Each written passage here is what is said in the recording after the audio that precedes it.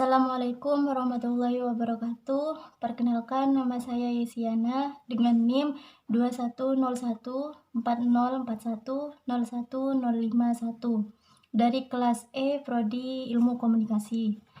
Dalam video ini, saya akan sedikit menjelaskan pengertian saya tentang kelebihan dan kekurangan negara dalam melakukan naturalisasi atau kewarganegaraan. Hal ini untuk memenuhi tugas mata kuliah pendidikan kewarganegaraan dengan dosen pengampu Bapak Khairul Nail. Nah, kewarganegaraan sendiri adalah cara untuk memperoleh kewarganegaraan Republik Indonesia bagi orang asing, khususnya bagi orang asing melalui permohonan, yang dimana dalam proses kewarganegaraan sendiri terdapat 9 syarat bagi orang yang ingin melakukan kewarganegaraan atau naturalisasi. Syarat-syaratnya yaitu yang pertama, usia minimal 18 tahun. Jadi mereka yang ingin melakukan kewarganegaraan harus berusia minimal 18 tahun. Jadi jika mereka usianya di bawah 18 tahun, mereka belum bisa melakukan proses kewarganegaraan atau yang disebut naturalisasi. Yang kedua, tidak pernah kembali ke negara asalnya minimal 5 tahun lamanya. Dan jadi untuk syarat yang kedua itu, dia tidak boleh kembali ke negara asalnya selama 5 tahun. Jika dia kembali sebelum 5 tahun, dia masih belum bisa melakukan proses kewarganegaraan. Jadi dia harus tinggal kembali di Indonesia selama 5 tahun lamanya baru bisa melakukan proses kewarganegaraan. Yang ketiga, sehat jasmani dan rohani.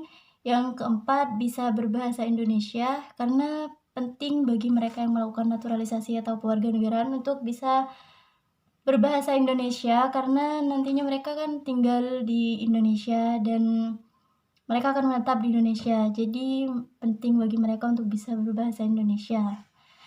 Kemudian yang nomor 5, mengakui dasar negara dan undang-undang dasar. Kemudian yang keenam, tidak pernah dipidana dengan ancaman minimal 1 tahun.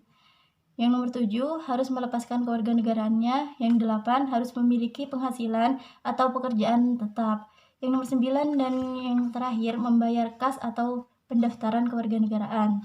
Jadi mereka perlu membayar uang pendaftaran kewarganegaraan terlebih dahulu.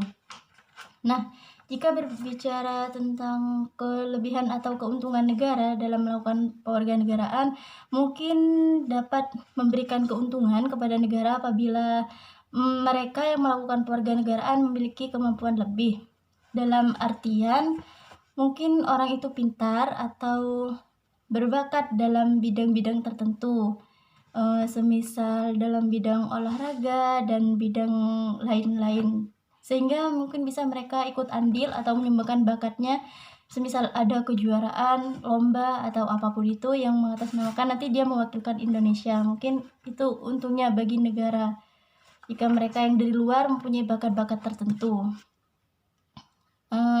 Kemudian mungkin mereka yang masih sehat jasmani, ya emang syaratnya harus sehat, mungkin dia bisa bekerja di dalam negara sehingga tenaganya mungkin dibutuhkan di dalam negara. Kemudian, sedangkan untuk kekurangannya sendiri, mungkin akan terjadinya kepadatan penduduk di daerah-daerah yang mungkin sudah padat ya kapasitasnya, dan masih ditambah oleh orang-orang yang tadi yang melakukan proses kewarganegaraan. Mungkin jika mereka lebih dari satu atau mungkin banyak. Dan juga mungkin bisa berkemungkinan akan mempengaruhi budaya-budaya yang ada di negara kita, di negara Indonesia. Mungkin mereka yang melakukan kewarganegaraan kan dari luar, orang asing. Mungkin dengan perilaku mereka yang masih terbawa ke dalam negeri, seperti mungkin cara berbicara, cara berpenampilan, kepribadian, cara mereka berperilaku juga mungkin masih sedikit berbeda dengan di negara sendiri, sehingga mungkin dapat mempengaruhi budaya-budaya yang ada di dalam negeri sendiri. Tapi itu semua dikembalikan lagi kepada kepribadian seseorang, karena kan sikap dan kepribadian seseorang itu berbeda-beda, jadi tergantung mereka mau meniru, menanggapi seperti apa. Jadi dikembalikan lagi kepada kepribadian masing-masing orang. Mungkin hanya itu saja yang dapat saya sampaikan. Kurang lebihnya saya mohon maaf. Assalamualaikum warahmatullahi wabarakatuh.